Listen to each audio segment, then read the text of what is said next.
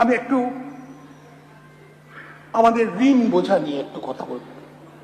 Our government has inherited a massive debt of 8,15,891 crore as a legacy. This is a potentially crippling debt. However, with the support of the Government of India and fiscal reforms, we will try to put it on a sustainable path.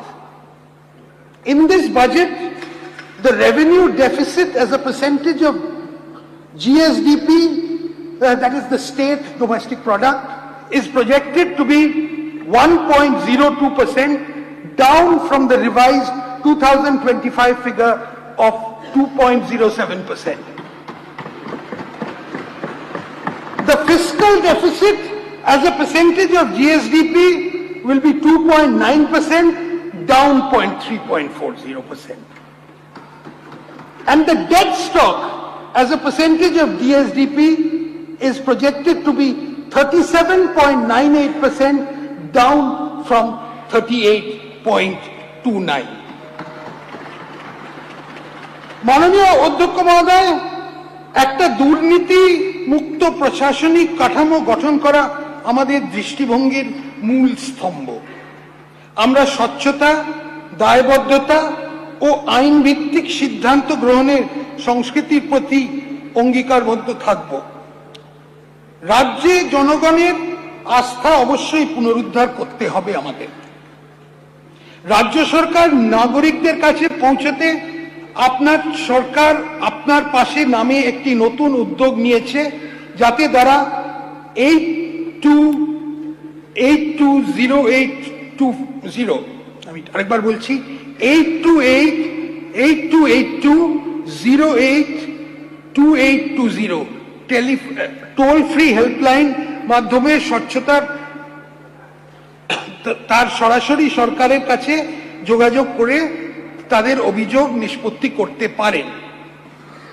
24 ঘন্টা জনসাধারণের নিরাপত্তা ও সুরক্ষার জন্য সম্মিলিতভাবে জরুরি মোকাবিলার উদ্দেশ্যে dial 112 helpline ব্যবস্থা চালু করা হয়েছে। প্রশাসনিক সংস্কার এর অংশ হিসেবে নতুন জেলা, মহকুমা, পুরসভা ও অগ্নিনির্বাপন কেন্দ্র গঠন করা হবে। নতুন জেলাগুলোর মধ্যে থাকবে কলকাতা, বসিরহাট, সুন্দরবন, জঙ্গিপুর ও আরামবাগ। কাঁথিতে একটা নতুন পুলিশ ডিস্ট্রিক্ট হবে। গোপীবল্লভপুরে একটা নতুন মহকুমা, নতুন পুরসভা হবে।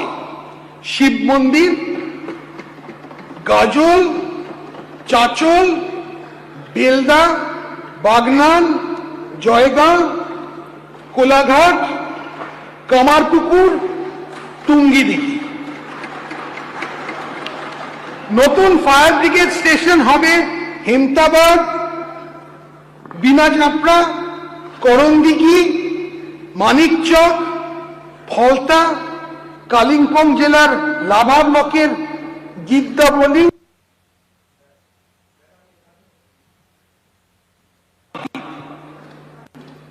দার্জিলিং এর ডালি ফায়ার ব্রিগেড স্টেশনটাকে উন্নত করা।